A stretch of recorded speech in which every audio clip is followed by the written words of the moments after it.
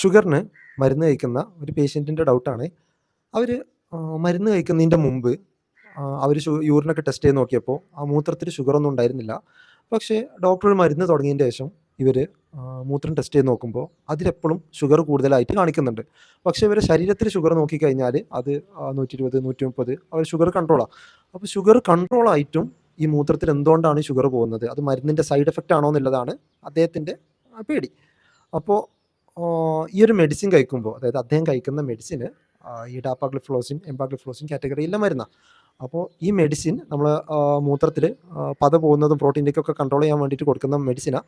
പക്ഷേ ഈ മെഡിസിൻ കഴിക്കുമ്പോൾ ആ മെഡിസിൻ്റെ ഒരു എഫക്റ്റ് എന്ന് പറഞ്ഞാൽ ആ മെഡിസിൻ കഴിക്കുന്ന ആളുകൾക്ക് മൂത്രത്തിലൂടെ ഷുഗർ പുറത്തോട്ട് പോകും. അപ്പോൾ അതൊരു മെഡിസിൻ്റെ സൈഡ് എഫക്റ്റ് അല്ല, ആ ഒരു മെഡിസിൻ്റെ ആക്ഷൻ തന്നെ അതാണ്. അതായത് നമ്മളെ കിഡ്നിയിൽ നിന്ന് നമ്മൾ ഷുഗറൊക്കെ മൂത്രത്തിലൂടെ കളയൽ ഈ ഒരു മെഡിസിൻ്റെ എഫക്റ്റാണ്. അപ്പോൾ ഈ മെഡിസിൻ കഴിക്കുന്ന, അതായത് ഡാപ്പാഗ്ലിഫ്ലോസിൻ, എംപാഗ്ലിഫ്ലോസിൻ കാറ്റഗറി വരുന്ന മെഡിസിൻ കഴിക്കുന്ന ആളുകൾ മൂത്രം ടെസ്റ്റ് ചെയ്ത് നോക്കിക്കഴിഞ്ഞാൽ അവർ ആ യൂറിൻ ടെസ്റ്റിൽ കുറച്ച് ഷുഗർ മൂത്രത്തിലൂടെ പോകുന്നതായിട്ട് കാണാൻ സാധിക്കും. അപ്പോൾ അതുകൊണ്ട് ടെൻഷൻ ആവേണ്ട ആവശ്യമില്ല. അത് ആ മെഡിസിൻ കഴിക്കുന്ന ആളുകൾക്ക് സ്വാഭാവികമായിട്ട് കാണപ്പെടേണ്ട ഒന്നാണ്.